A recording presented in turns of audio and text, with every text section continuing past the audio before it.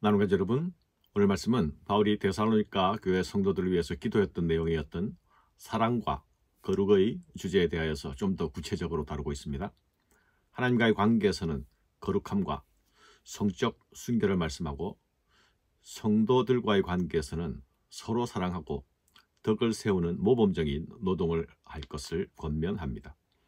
바울은 자신의 권면 내용에 관하여서 어떻게 하나님을 기쁘시게 할지, 너희가 마땅히 어떻게 행해야 할지에 관한 내용이라고 말하고 있습니다.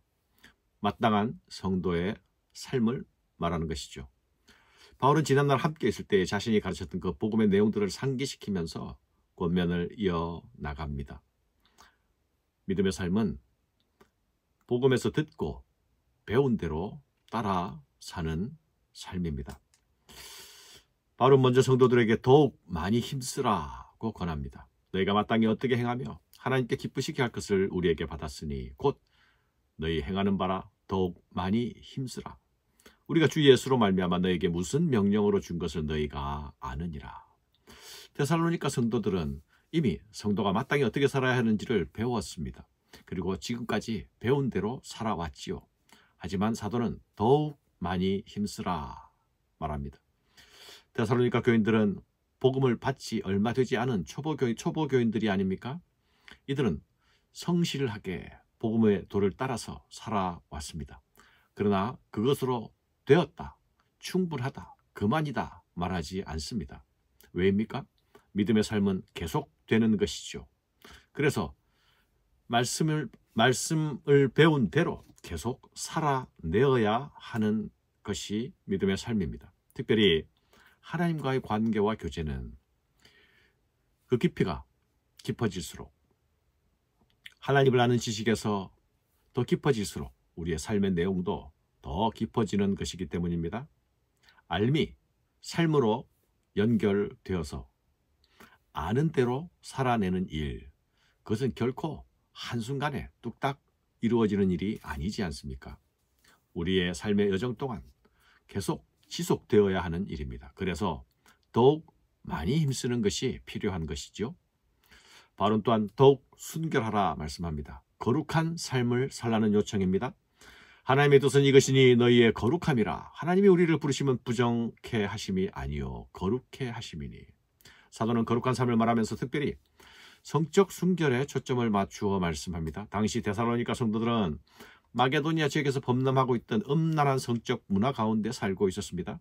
이런 타락한 문화는 과거 그들이 복음을 받아들이기 전에 그들이 깊이 젖어 있던 일상의 문화이기도 했습니다. 그러나 복음을 믿는 믿음의 삶은 이전의 삶에서 벗어나서 새롭게 세례를 받고 씻음과 새로움으로 다시 태어나는 것이죠. 세상이 용인하고 세상이 누리는 그 욕망의 문화, 욕망의 성적 문화에서 벗어나서 말씀이 요구하는 거룩을 회복해야 하는 것입니다. 욕망이 주인이 되어서 사는 삶은 결코 그리스도를 주인으로 모신 삶과 함께 양립될 수가 없습니다. 우리가 성도로 살아간다는 것은 우리를 부르신 분이 거룩한 분임을 알며 나아가는 것이죠. 성도의 삶은 그분의 거룩을 따라 사는 삶입니다.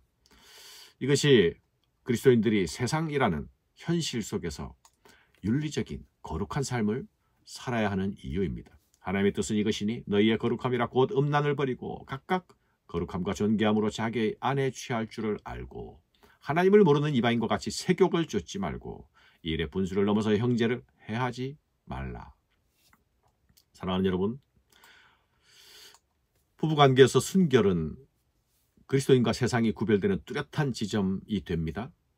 거룩함과 존귀함으로 자기 아내를 취하라는 이 말씀은 그때나 지금이나 우리가 신중하게 들어야 하는 말씀이죠. 거룩함과 존귀함은 세욕과 대비를 이루고 있습니다.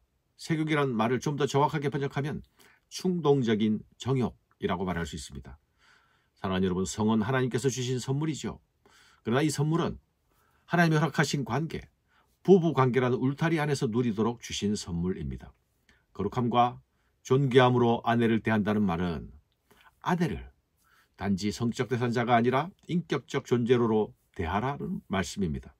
부부를 넘어서 형제를 해하지 말라는 말씀은 무슨 말입니까? 성을 세욕으로 충동으로 사용하지 말라는 것입니다. 그렇게 되면 하나님이 경계 주신 그 분수와 그 경계선을 넘어서게 될 것입니다. 그러면 결국 형제를 해롭게 하는 일로까지 이어질 수 있다는 경고입니다. 충동적인 정욕은 언제나 파괴적 결과로 이끌어간다는 사실을 기억해야 합니다. 하나님이 우리를 부르시면 부정케 하심이 아니요 거룩케 하심이니 그러므로 저버리는 사람은 사람을 저버림이 아니요 너에게 그 성령을 주신 하나님을 저버림이니라. 거룩한 성, 인격적인 성, 이것은 성령의 사람들에게서 나타나는 모습임을 기억합시다. 사람을 저버린 것이 아니라 성령을 주신 하나님을 저버린 것이니라. 바울은 더욱 사랑하라 말씀합니다. 형제 사랑에 관하여는 너에게 더 쓸 것이 없다 말하고 있지요. 그들은 이미 형제 사랑을 실천하고 있었기 때문입니다. 데살로니가 교인들은 무엇보다 형제 사랑에 열심인 사람들이었죠. 그렇지만 더 이상 쓸 것이 없지만 더욱 그리 행하라 말합니다. 사랑하는 삶은 한번 해보고 또는 잠깐 해보고 끝나거나 완성되는 것이 아니죠. 사랑은 성도가 살아야 하는 삶의 다른 이름입니다. 사랑으로 계속 살아야 하는 것이죠. 사랑에는 다함이 없습니다. 사랑에는 완성에 이르는 것도 없습니다. 계속 사랑해야 하는 것이죠. 마지막으로 책임 있게 살라 말씀합니다. 또 너에게 명한 것 같이 종용하여 자기 일을 하고 너희 손으로 일하기를 힘쓰라. 이는 외인에 대하여 단정히 행하고 또한 아무 궁핍함이 없게 하려 함이라. 사랑하는 여러분, 이웃을 향한 사랑의 출발은 타인에게 먼저 지위나 부담이 되지 않게 하는 것입니다. 그러나 게으름과 나태는 결국 타인에게 부담을 줄 수밖에 없게 되죠. 내가 적극적으로 나의 것을 나누고 다른 사람의 어려움을 돕는 것도 중요합니다. 그러나 그리 할 수 있기 위해서는 먼저 내가 다른 사람의 짐이 되지 않아야 합니다. 먼저 자기 손으로 일하여서 믿지 않는 자들에게 신세를 지지 않아야 합니다. 다른 사람에게 신세를 지지 않는 일, 이것도 사랑하는 일이기도 합니다. 성실하게 일하는 손이 사랑을 행할 수 있는 손이 되는 것입니다. 오늘 나의 일하는 손, 내 성실한 손, 내 거친 손이 나 자신만이 아니라 타인과 이웃을 향해 사랑을 펼치는 손으로 나타날 수 있기를 바랍니다. 감사합니다.